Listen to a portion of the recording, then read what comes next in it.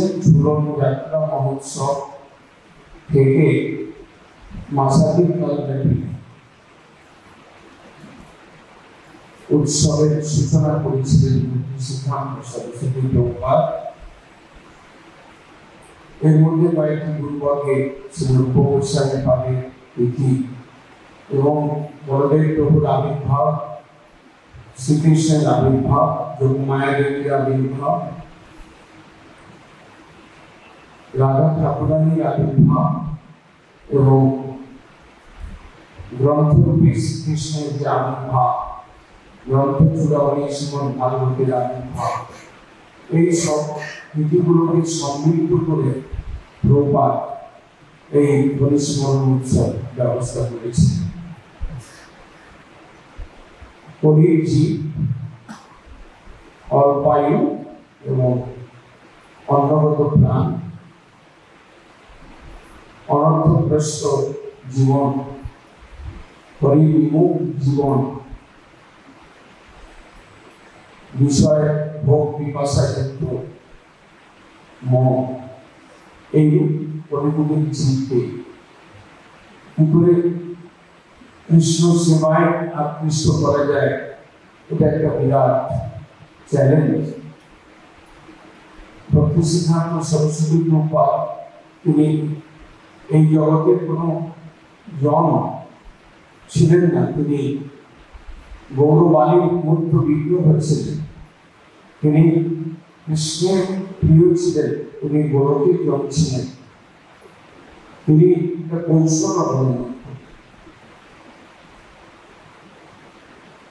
যেখানে ভগবত বিস্মৃতি অন্ধকার, ঘনঘোর অন্ধকারে আচ্ছন্ন জীবের চিত্ত, সেই সকল জীবের মধ্যে কিছু শ্রদ্ধালু জীবকে কৃষ্ণ ভজনে আকৃষ্ট করা একটা বড় চ্যালেঞ্জ। জীবের মধ্যে নানা দেবদেবীর উপাসনা করা, সকাম উপাসনা করা যে আগ্রহ, সেটাও অনেক কম ছিল। কেবল ভোগময় জীবন, কেবল অনাচারী পাপ পঙ্কিলতাময় জীবন থেকে কিছু সুকৃতিশালী তারা দেবদেবীর উপাসনা করতেন, তারা নিজেদের নিগুড় বৃত্তি বিধান করতেন এবং তার মধ্যে এই সংসারে নিজের ভোগ বৃত্তিকে চরিতার্থ করবার জন্য যা কিছু সাহায্য দরকার হতো, সকাম উপাসনার মাধ্যমে সেটা ছিল। কিন্তু কৃষ্ণ উপাসনা বা বিষ্ণুর উপাসনা বা ভক্তি যুগের উপাসনার কথা একটা বিরাট দুর্লভ থেকে সুদুর্লভ এই উপাসনাটা ছিল। এইরকম একটা সময়ে প্রভুপাদ তার পূর্বে যখন মহাপ্রভু এসেছিলেন, প্রায় 250 বছর 300 বছর পূর্বে, প্রভুপাদের আবির্ভাবের পূর্বে যখন এসেছিলেন, তখন মহাপ্রভু কলিযুগের যুগধর্ম নাম সংকীর্তন এনেছিলেন সহজ উপায় করে। কিন্তু তার যে শুদ্ধ ভক্তির সিদ্ধান্তগুলো ছিল, যেগুলো পরবর্তীকালে রূপ সনাতন আদি মহাজনগণ গ্রন্থের মাধ্যমে প্রকাশ করেছিলেন, সেই শুদ্ধ ভক্তি যাজন করা মানবের পক্ষে সুদুর্লভ ছিল। সাধক সেই শুদ্ধ ভক্তির সূক্ষ্ম সিদ্ধান্ত সাধকের বোঝা কঠিন ছিল। এইরকম একটা অবস্থাতে শুদ্ধ ভক্তিতে বা রাধা গোবিন্দের ভজন মার্গে আকৃষ্ট করবার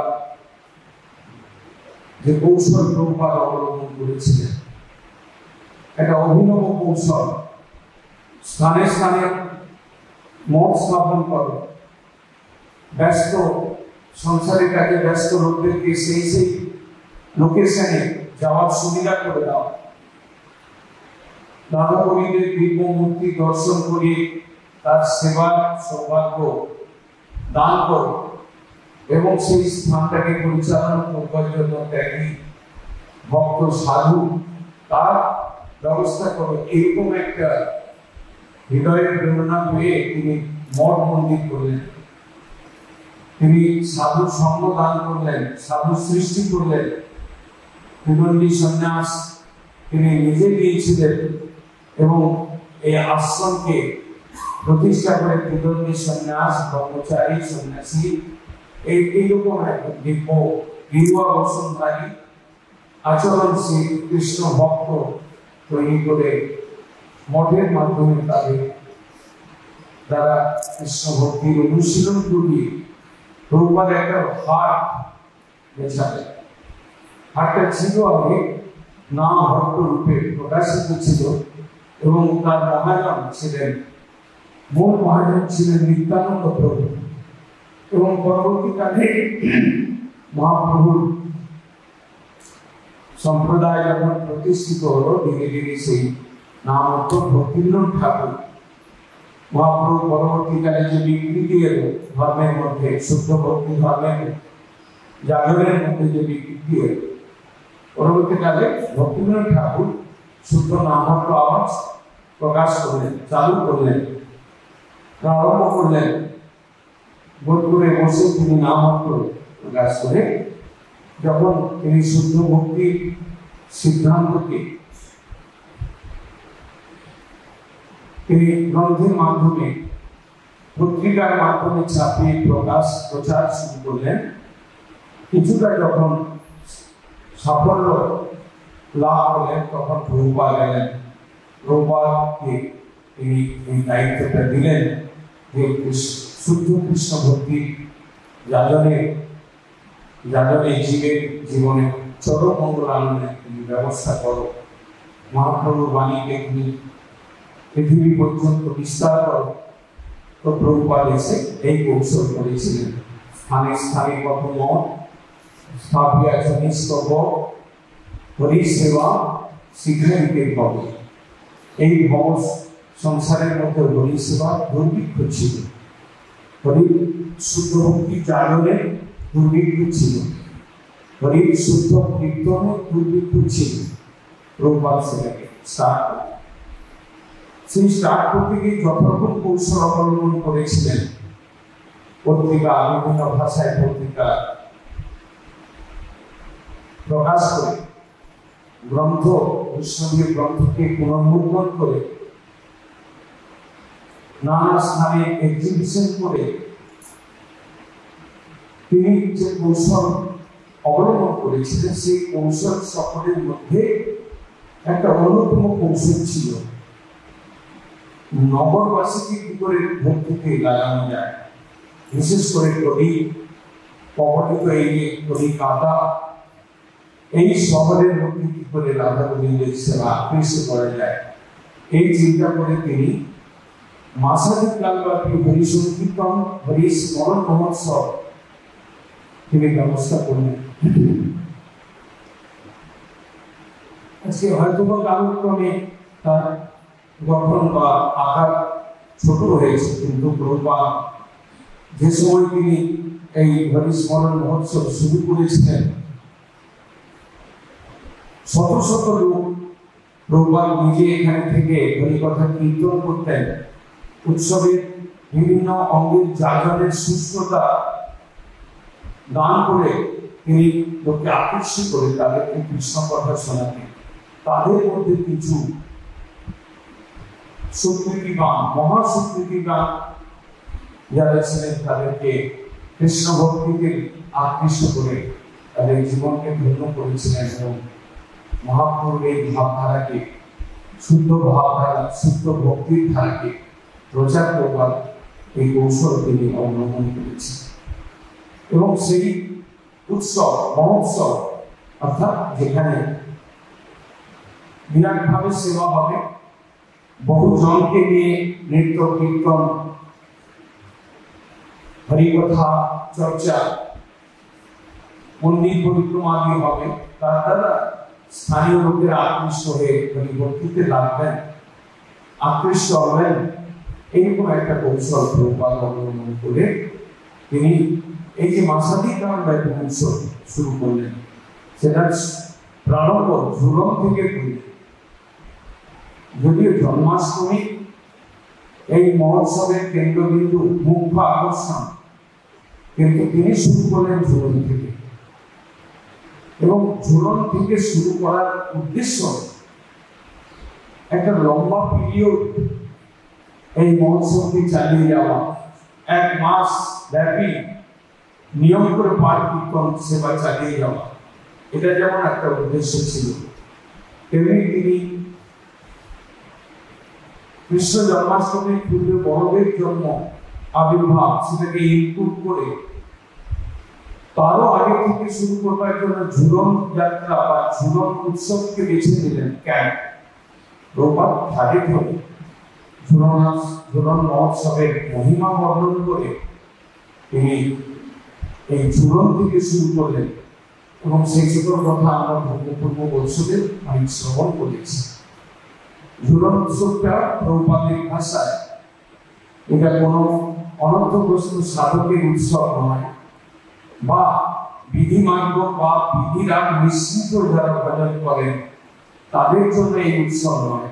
ঝুলন উৎসবটা সম্পূর্ণ রাগমার্গীয় ব্যাপার। ঝুলন উৎসবটা মধুর রসাশ্রিত যারা ভক্ত তাদের ব্যাপার।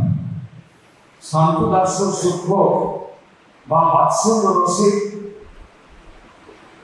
সেবক সেবিকাগণেরও কোনো ব্যাপার এর মধ্যে নেই। ঝুলন উৎসব মানে রাধা গোবিন্দ রথ করি বসলেন, তাদেরকে ঝোলানো হবে। বিলাস রাজা যারা ছিলেন পূর্বকালে, তারা গৃহের আলিন্দে তারা ঝোলা তৈরি করবে, সেখানে সময় মতো এসে বসে তুলতেন। হিন্দোল যাত্রা বা ঝুলন যাত্রা, শরীরকে ঝোলানো, এটা একটা বিলাসিতার লক্ষণ। এবং রাধা গোবিন্দের যে বিলাস, সেটাই হচ্ছে জগতের আসল বিলাস। তারই বিকৃত রূপ ধনী ব্যক্তি বা আজকের দিনে যারা গোপালকে বসে ঝোলা সাজিয়ে ঝোলান, সেই উপলক্ষে উৎসব করেন, সেই উপলক্ষে বহিরাড়ম্বর দেখে একটা ফ্যাশনের মতো শুরু করেছেন অনেকে ধনী ব্যক্তিদের দিয়ে। এগুলো সব কিছুই বিকৃত রূপ। প্রকৃত রূপ বৃন্দাবনে অপ্রাকৃত মদন মোহন কৃষ্ণ, তিনি বিলাসিতা পরাকাষ্ঠা, তিনি পরিপূর্ণ তত্ত্ব, ঈশ্বর তত্ত্ব, তিনি অবতারী তত্ত্ব, তিনি অংশী তত্ত্ব। তার ভোগ বিলাসে ইন্ধন যোগানো প্রত্যেক দেব দেবী থেকে শুরু করে মনুষ্য জীব মাত্রেরই তার বিলাসের আনুকূল্য করা এবং তার দ্বারাই জীবের মঙ্গল, এটা শাস্ত্রে পুরোপুরি কীর্তিত হয়েছে। ঝুলন যাত্রা একটা রসোৎসব, যেমন কৃষ্ণের রাস যাত্রা সর্বোপরি প্রকাশিত হয়েছে। ঝুলন সেই রাসযাত্রারই একটা রূপ, একটা অঙ্গ বিশেষ। কৃষ্ণ রাধারানী ঝুলবেন বৃন্দাবনের কুঞ্জে, গোপীগণ সখীগণ তারা নৃত্য করবেন, কীর্তন করবেন, কৃষ্ণকে দেখিয়ে আনন্দ দান করবেন, তারা চামর ব্যজন করবেন, তারা পুষ্পমালা গ্রন্থন করবেন, তারা মধুর মধুর সুরে বিভিন্ন রাগে গান গাইবেন। এই যে অপ্রাকৃত মধুর রসের একটা বিলাসময় উৎসব, সেটা হচ্ছে ঝুলন উৎসব। সেই ঝুলনটা সর্বাধিক জন্মাষ্টমী অপেক্ষা, বলরাম পূর্ণিমা বড়দেবের আবির্ভাব অপেক্ষা, রাধা ঠাকুরানীর আবির্ভাব অপেক্ষা সেটা শ্রেষ্ঠ পর্যায়ে এবং অধিকারী জন্মে অনর্থ মুক্ত ভক্তদের সাধকদের ব্যাপার। সেটা থেকেই প্রভুপাদ শুরু করলেন, যেহেতু সেই দিনটা আগে করছে। তো আজকের দিনে ভাব যদি আমরা একটু ন্যূনতম বুঝতে পারি, তাহলে আমাদের এই মাসাধিক কাল ব্যাপী কি করা উচিত সেটা দিগদর্শন দেবেন। সেই কথাগুলি আমাদেরকে দিগদর্শন দেবেন। 1 মাস কাল ব্যাপী তোমাকে কৃষ্ণের চর্চা করতে হবে। এক মাস কালব্যাপী কৃষ্ণ কীর্তন করতে হবে, প্রাণ দিয়ে কীর্তন করতে হবে, কৃষ্ণকে কীর্তন শোনাতে হবে। এক মাস কালব্যাপী কৃষ্ণের মন্দিরকে ঝকঝকে পরিষ্কার রাখতে হবে। এক মাস কালব্যাপী তার ফুলের মালা বন্ধন, তার ভোগের ভালো ভালো ব্যবস্থা, এক মাস কালব্যাপী তার ভক্তদের সঙ্গে তার কথা চর্চা, এইসব নিয়ে তোমাদেরকে এক মাস মেতে থাকতে হবে। তাতে তোমাদের অনর্থ নাশ এবং শুদ্ধ ভক্তিতে প্রবেশ এবং বিশেষ করে শান্ত দর্শন রসের থেকে মধুর রসিতে কৃষ্ণের যে ভজন প্রণালী তার সেই ব্যাপারটাকে বুঝতে হবে। এই জন্য প্রভুপাদ এই মাসাদিক কালব্যাপী এই হরিস্মরণ উৎসবের ব্যবস্থা করলেন। এই ভাষায় ব্যক্ত করবার নয়, প্রভুপাদের যে কৃপা, অনর্থগ্রস্ত সাধককে কৃষ্ণ সেবায় লাগানো, কৃষ্ণ সেবায় লাগিয়ে, কৃষ্ণ কীর্তনে লাগিয়ে তাকে অনর্থ মুক্ত করে তাকে শুদ্ধ ভক্তিতে প্রবেশ করানো এবং শুদ্ধ ভক্তির ব্যাপারটাকে বুঝিয়ে ক্রমে তাকে মধুর রসে বৃন্দাবনে অপ্রাকৃত মদন মোহনের সেবায় আকৃষ্ট করবার এই যে একটা কল, এই যে একটা চাতুর্য, এই যে একটা পন্থা, এই যে একটা অভিনব আবিষ্কার প্রভুপাদ করেছেন, এর দান, প্রভুপাদের অবদান, এটা আমাদের কল্পনার অতীত। আমরা তবেই বুঝতে পারবো যেদিন আমরা এই সকল উৎসবের মধ্যে সেবায় ডুব দিয়ে যখন আমরা এই সকল উৎসবের দ্বারা হরির সন্তোষ বিধানের যোগ্যতা অর্জন করব, সেই দিন আমরা যত কিঞ্চিত অনুভব করতে পারি যে প্রভুপাদ আমাদের জন্য কি করেছেন।